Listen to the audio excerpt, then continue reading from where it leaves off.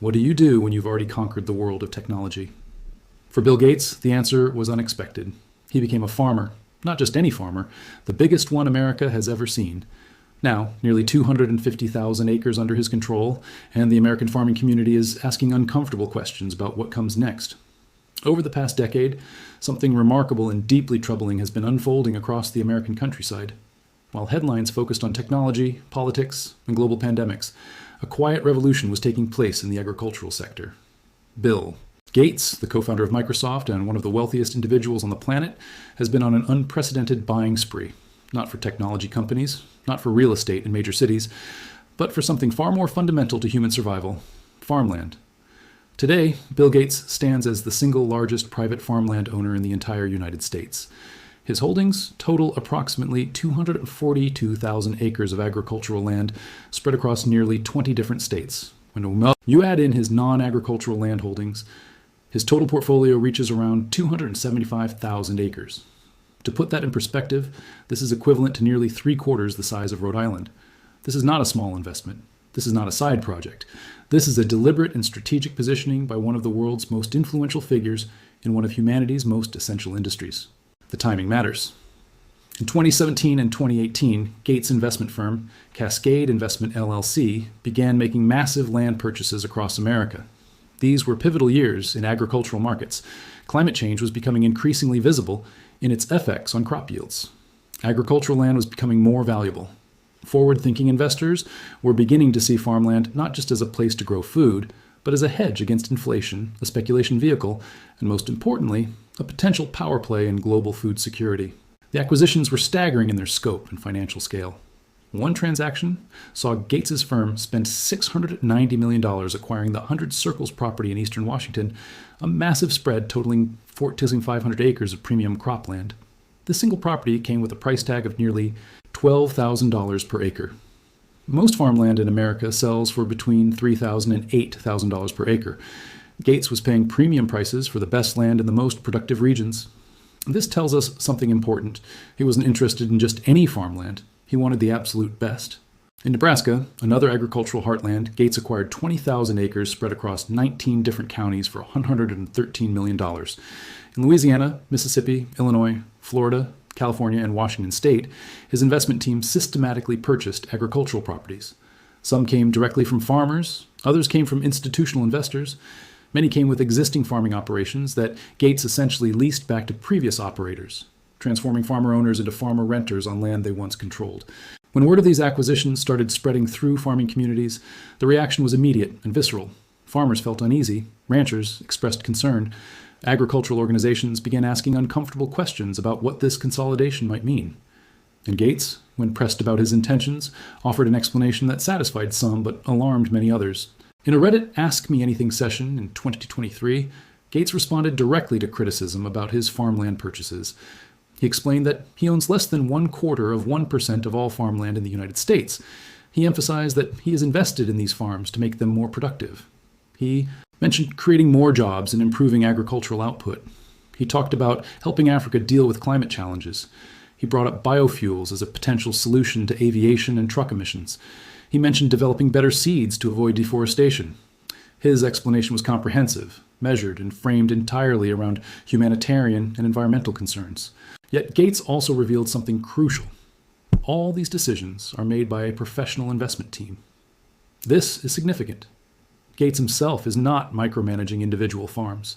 He's not personally deciding what crops to plant or how to manage specific operations. Instead, his investment firm, Cascade Investment, manages these properties through a subsidiary called Cottonwood Ag Management. This is corporate agriculture on a scale that most people cannot fully comprehend. It's industrial farming at the billionaire level. The question that farmers, ranchers, and critics are asking is simple but profound. Why? Why would the world's second richest man, someone who has spent decades focusing on philanthropic efforts through the Gates Foundation, suddenly become obsessed with owning agricultural land in America? What are his true intentions? And what does it mean for farming communities when one person can accumulate this much control over something as essential as land and food production? To understand these concerns, you need to look at what's actually happening in American agriculture. Over the past several decades, there has been a consistent and troubling trend toward consolidation. Family farms are disappearing at an accelerating rate.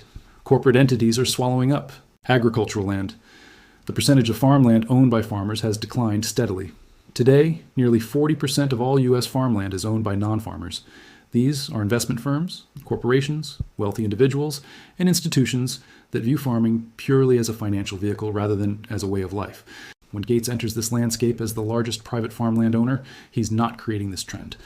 But he's certainly accelerating it dramatically. He's also giving it a face, a billionaire face, that makes the trend impossible to ignore or dismiss. The concerns about Gates's farmland empire come in several interconnected forms. First, there are direct economic concerns. When a billionaire with essentially unlimited capital enters the farmland market and starts purchasing large tracts at premium prices, what actually happens? Land prices rise. Local farmers who might have wanted to expand their operations or purchase new property suddenly find themselves priced out of the market. A young farmer trying to start an agricultural operation faces land costs that have been inflated by competition from Gates's investment team. This is not speculation or theoretical. This is documented economic reality. The more wealthy investors buy farmland, the more expensive it becomes for actual farmers to acquire land. Second, there are serious concerns about control and consolidation. When farmland ownership becomes concentrated in fewer and fewer hands, it raises legitimate questions about food security and supply chain vulnerability. If one entity controls a significant portion of productive agricultural land, what happens if their priorities shift? What if they decide certain crops aren't profitable enough? What if they prioritize biofuel production over food production? What if they decide to experiment with new agricultural technologies without regard for local impact? The farmers working this land essentially become employees, answerable to distant corporate interests, rather than their own knowledge and instincts. Third, there are significant concerns about agricultural philosophy and methodology. Gates has been a vocal and well-funded advocate for a particular approach to agriculture. His approach emphasizes productivity, efficiency, genetic engineering, and technological solutions over traditional farming methods. Through his Gates Foundation, he has invested heavily in agricultural initiatives across Africa and Asia that focus on high-yield seed varieties, synthetic fertilizers, and modern farming techniques. Critics argue that this approach prioritizes industrial agriculture over traditional and sustainable farming methods, prioritizes corporate interests over farmer autonomy, and can actually harm soil health and long-term sustainability. One specific concern relates to genetically modified potatoes. Gates's investments in agricultural land coincided with the expansion of GMO potato farming, particularly through the Simplet Company, conventional potato. Farming, which had been the norm for generations, gave way to genetically modified varieties. For many farmers and consumers who prefer non-GMO products, this represents a troubling shift in control over what Americans can actually grow and eat. Fourth, there's a broader philosophical concern about billionaires controlling essential resources. Throughout human history, control over land has meant control over society. Those who own the land hold power over those who work it. When billionaires and corporations accumulate vast agricultural holdings, it echoes older models of feudalism and aristocracy. Even if Gates personally means well, even if his intentions are genuinely humanitarian, the structural reality is that he is consolidating power over food production in ways that reduce the autonomy and agency of millions of American farmers and ranchers. This concern has prompted real political action. The Farmland for Farmers Act was first introduced in 2023 by Senator Cory Booker, and it has been reintroduced in 2026. The bill aims to restrict corporate and non-farmer ownership of farmland while prioritizing actual farmers and land sales. The bill has been endorsed by the National Family Farm Coalition and numerous agricultural organizations. Its existence is a direct political response to what's happening with Gates and other wealthy investors consolidating farmland. The National Farmers Union has been particularly vocal about these concerns. They've documented how the consolidation of farmland ownership by non-farmers has created real hardships for agricultural communities. They point out that young farmers consistently name access to challenge. They note that 40% of all U.S. farmland is expected to change hands within the next few decades, and they worry that without significant intervention, most of that land will end up in the hands of wealthy investors and corporations, rather than the next generation of farmers who want to actually work the soil. But here's where this story becomes more nuanced and complicated. It's not a simple narrative of a billionaire villain threatening rural America. Gates hasn't done anything illegal. His investment in farmland is perfectly lawful. He's operating within the existing rules of American capitalism, and from a pure financial perspective, he's actually made a smart investment. Farmland has historically appreciated in value faster than real estate or stocks. It's a hedge against inflation. It's a stable asset that generates returns through rental income and potential appreciation. Furthermore, there's an argument that could be made that large-scale, well-capitalized owners of farmland can actually accelerate agricultural innovation. Gates has the resources to invest in new technologies, new farming methods, and agricultural research in ways that small family farmers simply cannot. There are legitimate agricultural scientists and innovators who believe that industrial agriculture, when done responsibly, can feed more people using less land. This would mean less deforestation and less environmental destruction. It could mean a more sustainable future for global agriculture, at least theoretically. Some of the farms that Gates has purchased still operate under the same farmers who were operating them before. The leasing arrangements provide income to local farmers and maintain the fabric of existing agricultural communities in many cases. It's not uniformly devastating to local agriculture. The reality is more complicated than a simple good versus evil narrative. Gates himself has never shied away from his strategic interests. He's been open about the fact that he believes agricultural productivity is essential to global food security. He's been clear that he views advanced farming, techniques, genetic engineering, and technological innovation as necessary tools for feeding a growing global population. He's also been transparent about his concerns regarding climate change and its impact on global agriculture, particularly in developing nations. The problem, from the perspective of farmers and ranchers, is that Gates is pursuing a specific vision of agriculture that may benefit humanity as a whole, but that necessarily involves massive consolidation of power and a reduction in the autonomy of individual farmers. He's essentially saying, trust me, trust my investment team, trust the technical experts we employ. They know what's best. They'll make agriculture more efficient, more productive, and ultimately better for everyone. But many farmers and ranchers are saying something very different. We don't trust that vision. We don't want to be part of a system where distant investors make decisions about how our land is used. We want the autonomy to farm as we see fit. We want to pass our farms to our children. We want agriculture to be a way of life, not just a financial vehicle for billionaires. This brings us to some of the more controversial aspects of Gates's broader agricultural agenda. Through his foundation, Gates has been involved in agricultural initiatives across Africa and Asia. Some of these initiatives have been controversial and contested. Critics argue that Gates Foundation agricultural programs have prioritized the interests of Western corporations over the interests and autonomy of local farmers. They've documented cases where Gates Foundation programs promoted the use of synthetic fertilizers and high-yield seed varieties that increased yields in the short term, but that arguably created long-term dependencies and environmental problems. In Africa specifically, Gates Foundation initiatives have been criticized for promoting a model of industrial agriculture that benefits Western agricultural companies and that may not be appropriate for African farming contexts. Local farmers, agricultural experts, and organizations in Africa have pushed back against some of these initiatives. They argue that these programs prioritize the interests of Western corporations and foundations over the interests of local communities and traditional agricultural knowledge. And here's where Gates's American farmland holdings start to look different and more strategic. When you understand Gates's broader vision for global agriculture, his preference for technological solutions, genetic engineering, synthetic fertilizers, and corporate-scale operations, then his massive investment in American farmland starts to look less like simple financial speculation and more like strategic positioning to advance his particular vision of what agriculture should be globally. The concern isn't just that Gates owns a lot of farmland. It's that Gates owns a lot of farmland, and he's using his foundation to promote a particular agricultural philosophy, and he's investing in agricultural technology, companies that benefit from that philosophy. It's a concerning alignment of interests. Gates can benefit financially from promoting certain agricultural approaches. His farmland holdings increase in value as agriculture becomes more industrialized and consolidated. His foundation's work helps push global agriculture toward the model that he has direct financial interests in promoting. This is not necessarily illegal. It may not even be intentionally self-serving in a conscious way. But it's a concerning alignment of interests that troubles many observers. Let's talk about some of the specific investments that show how Gates' interests interconnect. Through Breakthrough Energy, Gates has backed agricultural technology companies. He's invested in companies developing lab-grown meat, plant-based meat alternatives, and other synthetic food technologies. He's funded research into genetically modified crops. He's supported agricultural innovation that prioritizes efficiency and scale over traditional farming methods. He's positioned himself at the center of a network of investments that benefit from particular visions of agricultural transformation. Now, why would a farmer be concerned about this?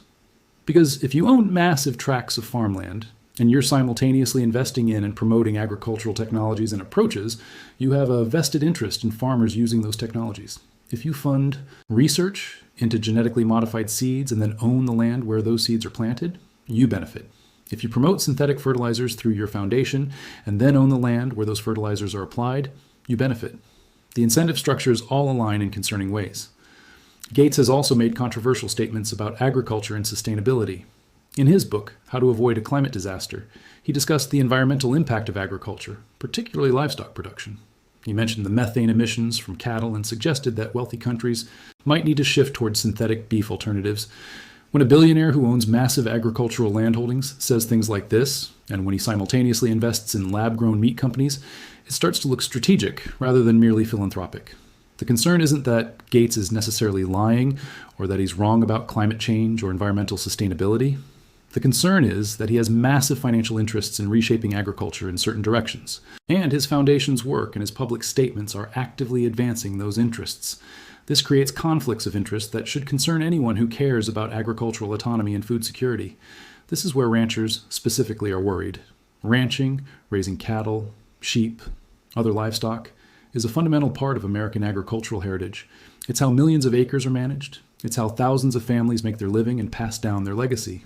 But Gates' investment in companies promoting lab-grown meat, combined with his negative public statements about the environmental impact of cattle ranching, suggests a future where traditional ranching might be gradually phased out in favor of synthetic alternatives.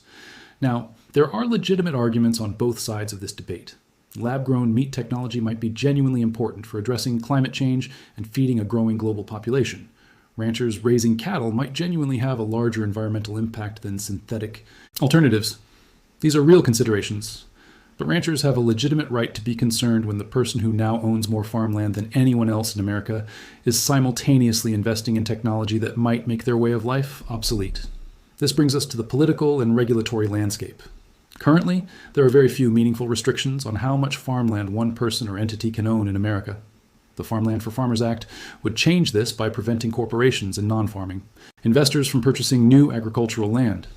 But this bill faces significant opposition from investor groups, real estate interests, and others who profit from the current system where anyone with sufficient money can buy unlimited farmland. Gates himself is unlikely to be directly affected by such legislation because Cascade Investment is structured as an investment firm, not a corporation. But more broadly, the debate about Gates's farmland holdings is driving a national conversation about whether current policy is really serving the public interest or whether it's enabling billionaires to consolidate control over essential resources. Some states have tried to restrict foreign ownership of farmland. A few states have restrictions on corporate ownership. But at the federal level, there are essentially no meaningful restrictions on wealthy individuals or investment firms accumulating vast agricultural holdings. This is the landscape in which Gates was able to assemble his agricultural empire without legal obstacles. Looking forward, the question becomes, what happens next? Will Gates continue accumulating farmland? Will his investment model be replicated by other billionaires and investment firms? Will consolidation continue until most American farmland is owned by a small number of wealthy investors? Or will political pressure force changes to the regulatory landscape? The data suggests that consolidation will continue. Every year, thousands of acres of farmland change hands. Much of that land is purchased by non-farmers. The average age of American farmers is increasing, meaning an entire generation of family farms will transfer ownership in the coming years. Without significant policy changes, many of those transfers will end up with wealthy investors rather than young farmers. This is the trajectory we're on. For ranchers and farmers who care about maintaining a way of life that's been central to American identity for generations, this is deeply troubling. They're not opposed to capitalism or investment.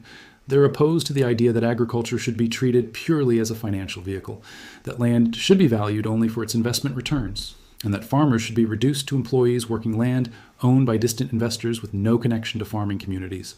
This is the context in which Bill Gates' farmland holdings are so significant. He's not just a billionaire who happens to own farmland. He's a symbol of a much larger trend toward agricultural consolidation and industrialization. He's positioned at the center of a system where wealthy investors, large corporations, and technology companies are reshaping what American agriculture fundamentally looks like. And here's the final piece of this puzzle that ties everything together. Gates' massive wealth and his farmland holdings give him enormous influence over agricultural policy, over the direction of agricultural research, over international agricultural development, and over the future of food production globally. When Gates speaks about agriculture, people listen. When the Gates Foundation funds agricultural initiatives, governments adopt them. When Gates invests in agricultural technology companies, those companies have significantly more credibility and resources than competitors. The concern isn't that Gates is necessarily evil or that his intentions are necessarily malicious. The concern is structural. It's that one person has accumulated so much wealth and so much control over essential resources that it fundamentally distorts democratic processes and reduces the agency and autonomy of ordinary farmers and ranchers who have worked the land for generations. Throughout human history, control over food production has been control over life itself. Those who control the land control the people who depend on that land. Gates' consolidation of farmland holdings echoes older models of feudalism and aristocracy, where a small elite controlled the means of production and the common people worked for them. In the American context, we like to tell ourselves that we've moved beyond those systems. We celebrate family farms and farmer independence. We tell stories about people who work their own land and build their own futures. But those stories are increasingly becoming fiction. The reality is that American agriculture is becoming more consolidated, more corporate, more industrial, and more controlled by wealthy outsiders with no connection to farming communities or farming ways of life. Bill Gates is not the only villain in this story, but he's the most visible and prominent symbol of it. His 242,000 acres of farmland didn't happen by accident. His transformation into America's largest private farmland owner is the logical conclusion of a system that allows unlimited accumulation of wealth and unlimited consolidation of control over essential resources. Whether this is good or bad depends entirely on your perspective and values. If you believe that technological innovation, industrial efficiency, and scientific management of agriculture are essential for feeding the world's growing population and addressing climate change, then Gates' consolidation of farmland might look like progress. If you believe that farming is fundamentally about autonomy, community, and a connection to the land that can't be reduced to financial metrics, then Gates' holdings look like a threat to everything you value about American agricultural life. The farmers and ranchers of America are largely in the second camp. They're watching what Gates is doing very carefully. They're watching as land prices climb beyond their reach with each passing year. They're watching as their peers sell out to investment firms rather than to the next generation of farmers who actually want to work the soil. They're watching as agriculture becomes another industry for billionaires to profit from, another resource for the wealthy to consolidate and control for their own benefit. And they're worried, not because Gates has done anything illegal, but because he represents a future they don't want and largely feel powerless to prevent. The reality is that Bill Gates' farmland empire exists within a larger context of wealth inequality and resource consolidation that defines our era. Over the past few decades, the wealth gap in America has grown to unprecedented levels. Meanwhile, resources like farmland, water, minerals, and other essential commodities have become increasingly concentrated in the hands of billionaires and large corporations. Gates is participating in a broader trend that threatens the economic viability of middle-class Americans, particularly those who work in agriculture. Consider what happens in a community when a major farmland owner decides to consolidate operations. Jobs are lost. Small businesses that service local farms disappear. Rural schools lose funding because property tax revenues decline. The social fabric of farming communities unravels. This is not theoretical. This is what happens in rural America when farmland ownership becomes concentrated in the hands of distant investors who care only about returns. Furthermore, there's the question of what happens when agricultural knowledge and decision-making become centralized. For generations, farmers developed expertise through hands-on experience. They understood their specific land, their specific climate, their specific challenges. They passed that knowledge down to their children. But when agriculture becomes corporate and centralized, that local knowledge gets replaced by algorithms and distant decision-makers. The result is agriculture that may be more efficient in abstract terms, but that loses something essential about being connected to place and community. The Gates Foundation has spent billions on agricultural initiatives globally. Now, while some of these initiatives have been genuinely beneficial, others have been controversial. Critics point out that Gates Foundation agricultural programs often promote approaches that benefit Western agricultural corporations. They argue that these programs sometimes undermine traditional farming methods and indigenous agricultural knowledge. They note that Gates Foundation initiatives have sometimes created dependencies on synthetic inputs that local farmers cannot afford long term. What's particularly concerning is that Gates doesn't just invest in farmland and fund agricultural initiatives. He also shapes the conversation about agriculture globally. Through his foundation's work, his public statements, his investments, and his media presence, Gates influences what governments, universities, and development organizations think is possible and necessary in agriculture. This soft power is just as important as his hard assets. The question is whether American society will wake up to these concerns before agricultural consolidation becomes so complete that reversal becomes impossible, or whether we'll simply accept that the future of food will be controlled by billionaires and corporations, and hope that they know better than we do what's actually good for us all.